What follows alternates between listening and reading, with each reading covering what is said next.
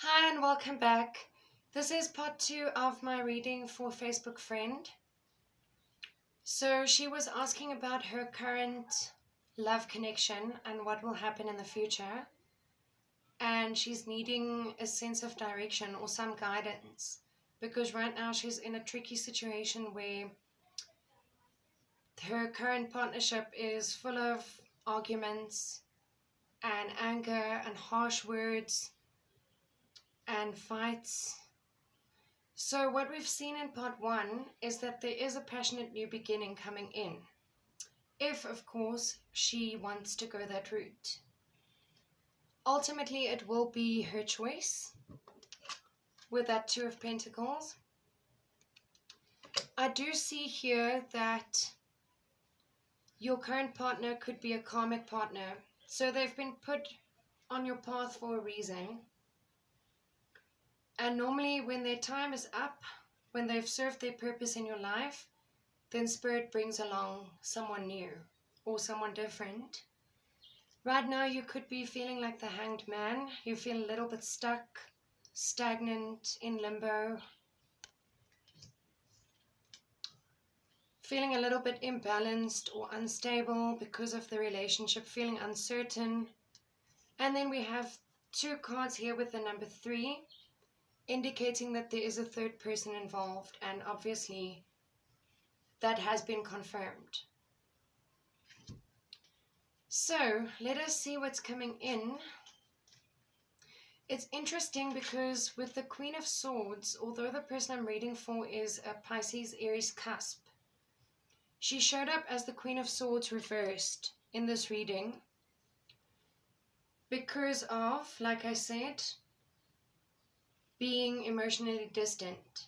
She started switching off emotionally from her current partner because, you know, with a narcissistic type of personality, the more you give them attention, the more they use it against you.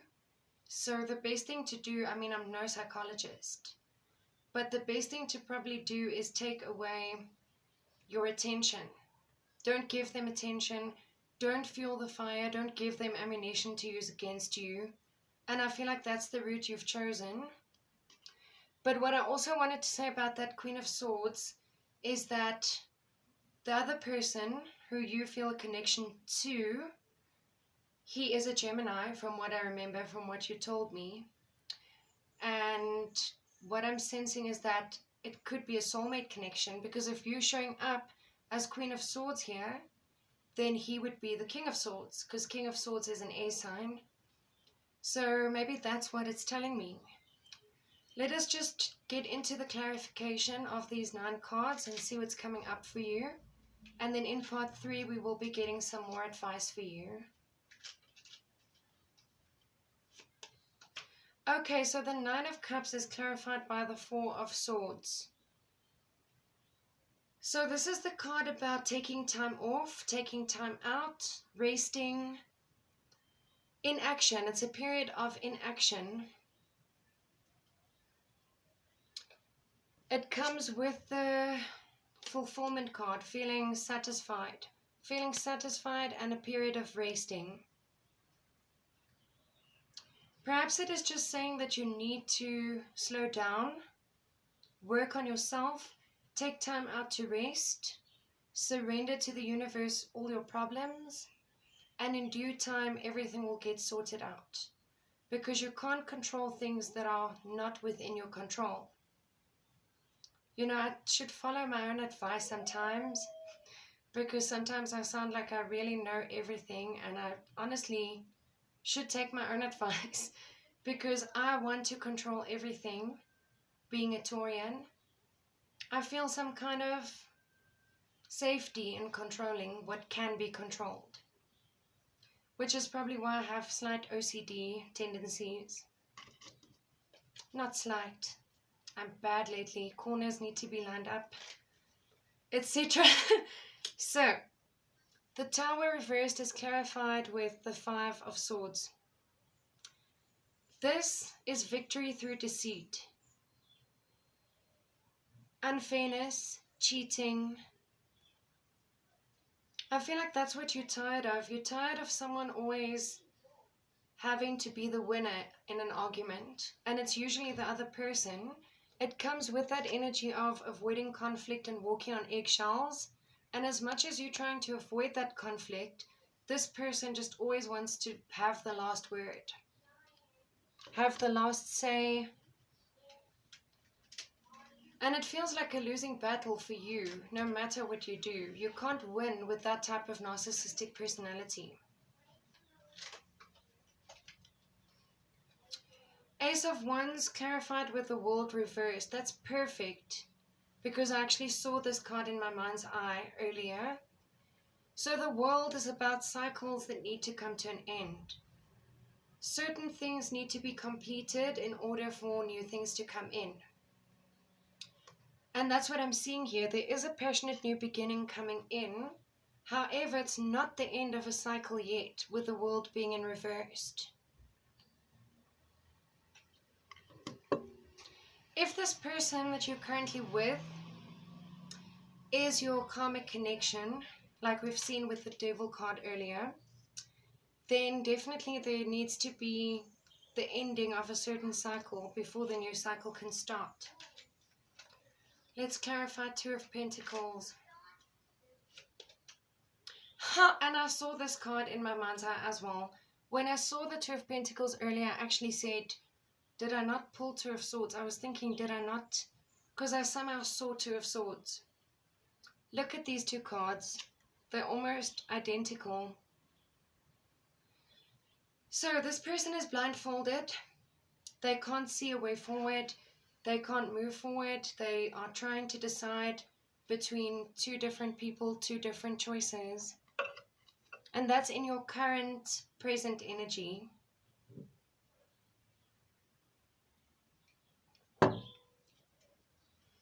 Queen of Swords reversed, which is you in this reading. Let's clarify that. The Emperor. Okay. So the Emperor is the card of Aries, but it also speaks about someone that you admire, someone you look up to, someone you would go to for guidance, an older person, a father figure type. I don't know if you have like a spiritual mentor or someone who's older, someone you look up to, or if this is really just a father figure, someone that you perhaps can go to for guidance on your love life, or you have gone to this person for guidance. If not, then it's talking about someone who's in a high position, like a boss or a CEO or something like that. Or it is just talking about someone that you really respect and admire. King of Cups. Wowee.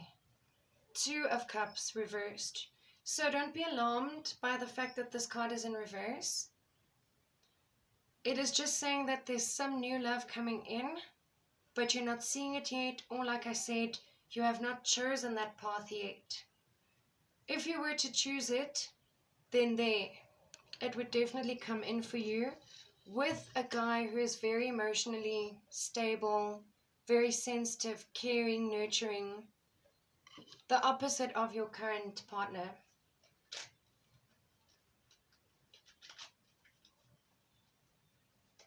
Okay, Ten of Swords reversed, clarified by Three of Wands.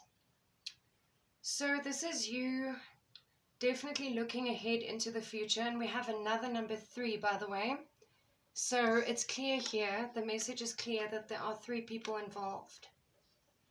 Oops. So this person is staring ahead, waiting for someone or something to come in. Thinking about the future.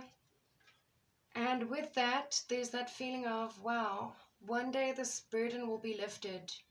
One day this heaviness will dissipate. And actually we had the Seven of Cups with that in reverse earlier.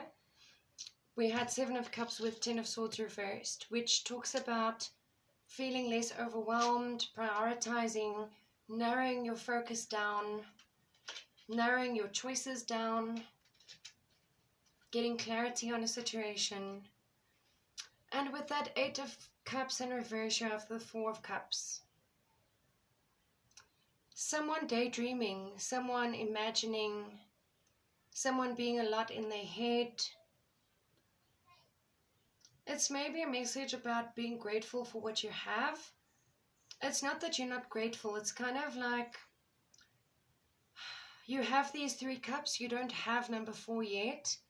It's coming in, but you're not seeing it yet. So maybe it's like something unexpected will happen.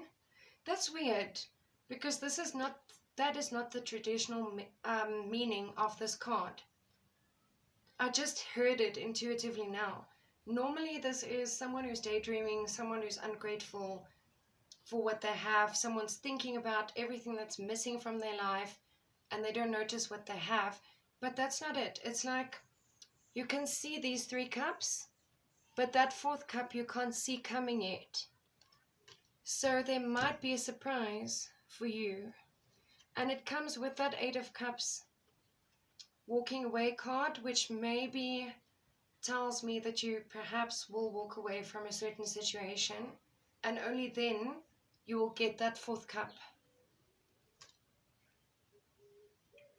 So in reverse, you have the Star at the bottom of the deck, which talks about a wish coming true.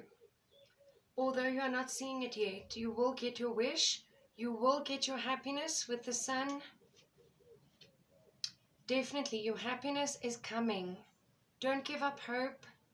Try not to give too much attention to this negative situation.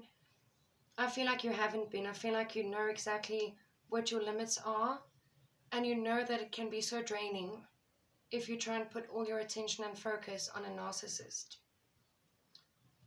It's always more difficult when things like finances are involved and children are involved. It's not straightforward, it's not clear cut. There is some cycle, as I said, that needs to be completed first. Right, please stay tuned for part 3 of the reading, where we will be getting some advice.